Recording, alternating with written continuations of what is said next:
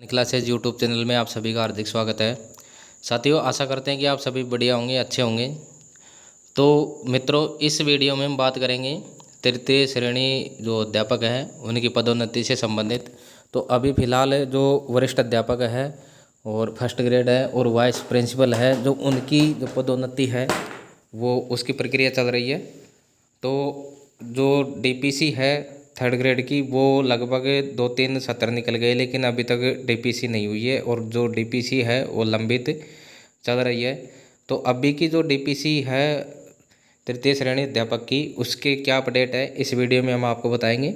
आप इस वीडियो के अंत तक देखें। तो एक अपडेट आई है, एक समाचार आया है। तो देखिए कि आयोग से अनुमति का इंतज़ार है। 19,000 तृतीय श्रेणी शिक्षकों की पदोन्नति लंबित है और वरिष्ठ शिक्षकों की कमी दूर करने के लिए पदोन्नति जरूरी है। तो देखिए, इसमें कई सारी चीज़ें हैं कि एक तो जो एमजीजीएस से स्कूलों में जो पद स्थापन होगा, वो भी मतलब जो सामान्य स्कूल हैं उनमें से टीचर जाएंगे तो उनकी जगह भी जो वरिष्ठ अध्यापक है उनकी जगह खाली हो जाएगी। तो इस प्रकार से यानी स्कूलों में शिक्षकों की कमी और ज़्यादा होगी। तो इसके लिए जो पदोन्नति है वो हो जाए तो उसमें शिक्षक उसको मिल सकते हैं, वरिष्ठ अध्यापक को। तो देखिए, प्रदेश में शिक्षा विभाग में 3 साल से डीपीसी नहीं होने से तृतीय श्रेणी शिक्षकों को वरिष्ठ शिक्षकों के पदोन्नति का इंतजार है। यदि विभाग वर्ष 2022-23 से और 24-25 तक की डीपीसी कराता है तो सरकारी स्कूलों में 19,372 वरिष्ठ अध्यापक मिल जाएंगे। तो देखिए, सत्र 2022-23 से और 24-25 तक की डीपीसी यदि कराता है विभाग, तो जो सरकारी विद्यालय हैं उनमें लगभग 19,372 वरिष्ठ अध्यापक मिल सकते हैं, यानी 19,372 जो तृतीय श्रेणी अध्यापक है उनकी डीपीसी हो सकती है। तो सरकारी स्कूलों में वरिष्ठ शिक्षकों के इन 19,372 पदों में से 18,227 नॉन टीएसपी क्षेत्र के हैं, जबकि 1,145 टीएसपी क्षेत्र के स्कूलों में हैं। विषयवार देखें तो सबसे ज़्यादा सामाजिक विज्ञान विषय के शिक्षकों के 3,389 पद, गणित के 3,365, हिंदी के 3,392, संस्कृत के 2,510, अंग्रेजी के 2,393, विज्ञान के 1,966, अध्यापक सामान्य के 1,911, विशेष शिक्षा के 251, उर्दू के 233, पंजाबी के 60 और सिंधी के 2 वरिष्ठ अध्यापकों के पद रिक्त हैं।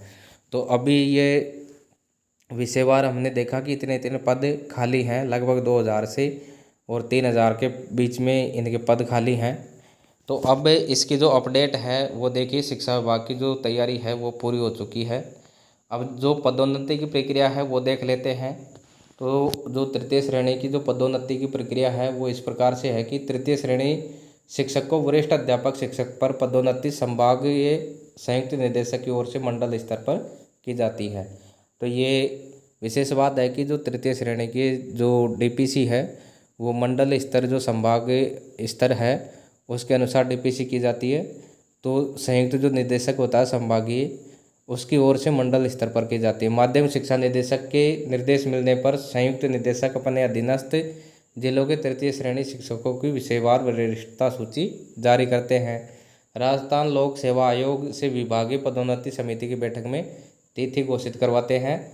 आयोग से तिथि और पदोन्नति की अनुशंसा मिलने के बाद में काउंसलिंग की जाती है। तो इस प्रकार से ये पदोन्नति की प्रक्रिया है।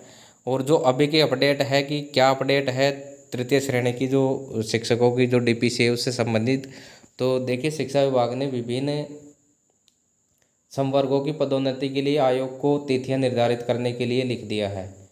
जो शिक्षा विभाग है उसने जो राजस्थान लोक सेवा आयोग है उसको जो पदोन्नति के लिए विभिन्न तिथियां निर्धारित करने के लिए लिख दिया है। आयोग की ओर से डीपीसी के लिए तिथियां तय की जानी है। इसके बाद में पदोन्नतियां कर दी जाएगी। विभाग की तरफ से तैयारी पूरी है, आयोग से अनुमति मिलने का इंतज़ार है।